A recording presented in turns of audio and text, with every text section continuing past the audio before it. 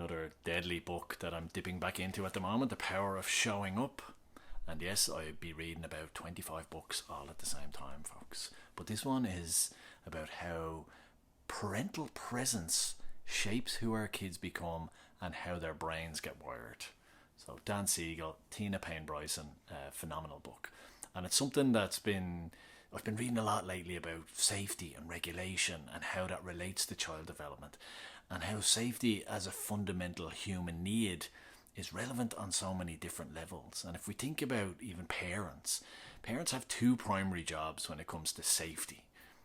The first is to protect their children from harm, but the second is to avoid becoming the source of fear and threats. Because a parent who is the source of fear and threat can cause what's called fear without resolution. And that's like a fear without knowing what to do, because you rely on that person for everything. So why are they creating fear? And this can have a significant impact on a child, and especially in terms of a disorganization around their brain pattern, because one part of their brain, one set of circuits, the mammal part, is insisting that the child move towards the attachment figure. You are supposed to be connected. But then the older part of the brain, the reptilian brain, is saying, get away from that threat. So there are two conflicting messages coming from the brain, and what happens is the child's mind fragments, it gets disorganized, it doesn't know how to process this. It's like fright, but then I don't know why, and I don't know what to do, and these two states are kind of incompatible.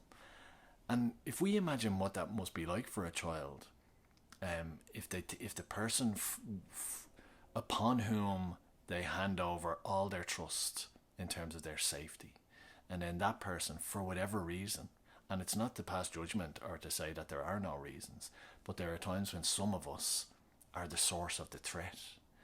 And in the brain of a child, those two things are conflicting. That this is my attachment figure, this is my father, this is my mother, this is my caregiver. I must be connected with them. They are drawn to us. And their brain, the mammal part of their brain, is saying, yes, work on that connection, it's everything. But then their older part of their brain, which only exists to determine threat, safety, is saying, alarm bells, that's a threat, avoid, get out of there, get away. And it's on one level it's such a simplistic theory, and on another level, when we imagine the scenarios where that plays out and how tough it is for a child, then maybe for us as parents, we need to take that on board and consider our role in ensuring that we create spaces of safety and connection more so than spaces of threat and fear. Yeah, it's interesting.